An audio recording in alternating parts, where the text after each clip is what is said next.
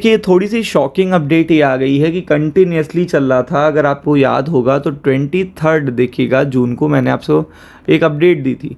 मैंने अपडेट बताया था कि बहुत ही लग रहा है कि बहुत ही करीब पहुंच चुके हैं और डेलीगेशंस भी आए थे। आपको पता होगा कि यूएस के डेलीगेशंस भी आए थे यूएस ट्रेड डील के लिए, और मल्टीपल स्टेटमेंट आपने देखे होंगे जिससे स्टॉक मार्केट हाई पे हाई, हाई पे हाई, हाई पे हाई, 24,000 का लेवल भी तोड़ दिया, 24,100 का, 200 का लेवल भी तोड़ दिया। तो बहुत अच्छा रिकवरी देखने को मिला था मार्केट, हालांकि उस समय ओवरसोल्ड था, मैंने आपको ये अपडेट दी थी, और उसके बाद देखिएगा मार्केट में काफ़ी अच्छी रिकवरी देखने को मिली थी। बट यहाँ पे ट्विस्ट आ गया है, यूएस ट्रेड डील फिर से ठप होने वाली है, फिर से देखिएगा डिले होने वाली है, जो कि स्टॉक मार्केट के लिए सबसे ज़्यादा ख़राब बात है। जो कि आपको पता है कि इस समय यूएस ट्रेड डील का होना मार्केट के लिए बहुत ही इंपॉर्टेंट है ऊपर के लेवल के सर्वाइवल के लिए। लेकिन मैं आपको जो अपडेट देने जा रहा हूँ उससे आपको क्लियर हो जाएगा कि फिर से ये डिले होने वाली है। आप देखिएगा यहाँ पे क्या है, यूएस ट्रेड डील पर भारत का जो सख्त रुख आ चुका है, ये पीयूष गोयल ने कहा है, यही डील के सबसे बड़े समझ लीजिए अगर कहेंगे चीफ हैं जो यहाँ पे देखने को मिल रहे हैं। और इन्होंने सख्त रुख करते हुए तो कहा ही है, स्ट्रिक्ट तो हुए ही हैं, साथ में इन्होंने उल्टा सीधा भी बोल दिया अमेरिका को। आप समझ लीजिए कि आप अभी तक बोल रहे हो कंटिन्यूसली बहुत करीब हैं, वेरी क्लोज हैं, बट आप वो चीज़ जो पॉइंट फंसा हुआ है वो चीज़ नहीं निकाल पा रहे हो।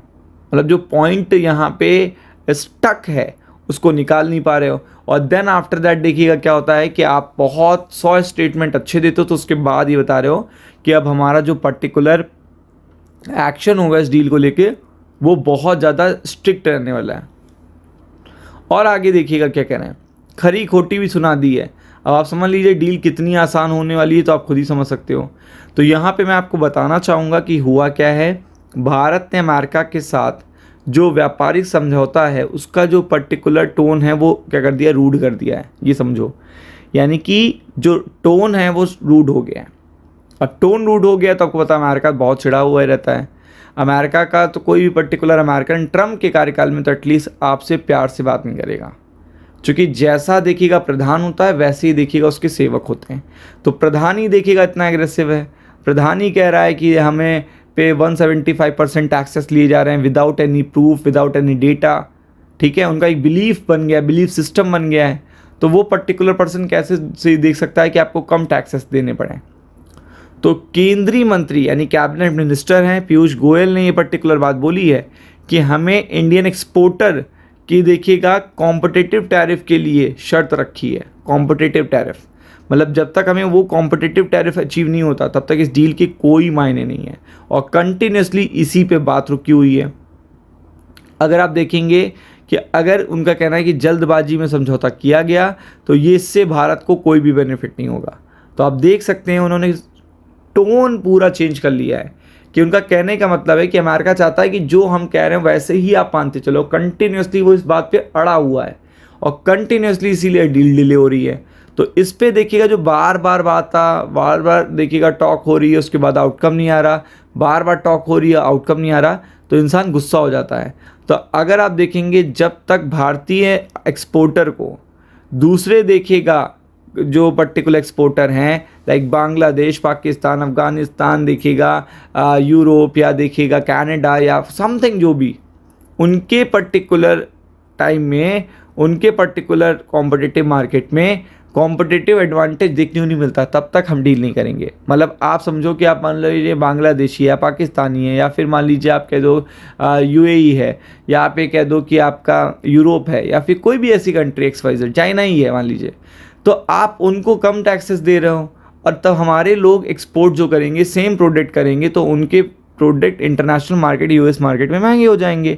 और जब वो महंगे हो जाएंगे तो उनको इस डील से कोई फ़ायदा ही नहीं मिलेगा, क्योंकि उनको टैक्सेस भी देने हैं और उनका मार्केट शेयर भी नहीं बन पा रहा। कॉम्पिटिटिव एडवांटेज ये होता है कि आप या तो आसपास रखो, और इंडिया इतना पुराना आपका दोस्त है, इतना बड़ा एक्सपोर्टर है, इंडिया बड़ा इम्पोर्टर भी है, साथ में इंडिया के मल्टीपल देखिएगा आपके जो मल्टीपल यूएस के ब्रांड्स हैं टॉप 10 में जो आते हैं कंपनीज़ में, वो इंडिया में सबसे बड़ा बिजनेस कर रहे हैं। तो ऐसे में जब हम आपको कॉम्पिटिटिव एडवांटेज दे रहे हैं तो आप भी हमें कॉम्पिटिटिव टैरिफ का एडवांटेज दीजिए। अगर आप नहीं देंगे तो उससे एक्सपोर्टर को कोई फ़ायदा ही नहीं होगा, उनका मार्केट शेयर घटेगा, कॉस्ट जाएगी, लॉसेस होंगे, जिसका कोई वैल्यू नहीं है। इसलिए यहाँ पे बता गई है कि ये अंतिम चरण में ही देखिएगा ये सेटबैक आ गया है, क्योंकि यहाँ पे टोन चेंज हो गई, पूरी टोन खड़ी खोटी भी समझा दी है। बोल दिया है कि बेहतर टैरिफ दीजिए तो दीजिए, वरना कोई ज़रूरत नहीं है। मतलब आप देखिए नीतिगत जो विकल्प हैं उस पर भी विचार कर रहा है। और आप देख सकते हैं कि सबसे बड़ी प्राथमिकता यही है कि इंडियन एक्सपोर्टर को कॉम्पिटिटिव एडवांटेज मिले, वरना कोई फ़ायदा नहीं इस डील का। तो आप समझ सकते हैं ये डील का जो सेटबैक आया है सैटरडे के दिन, ये मंडे इम्पैक्ट करेगा। चूँकि आप ये समझे रहो कि ये चीज़ बताई जा रही थी 3-4 दिनों से कि ये बस होने वाली है, जस्ट होने वाली है डील, और अचानक से ये जो सेटबैक आया है वो चीज़ इम्पैक्ट करेगी। तो be prepared for it. Ram Ram.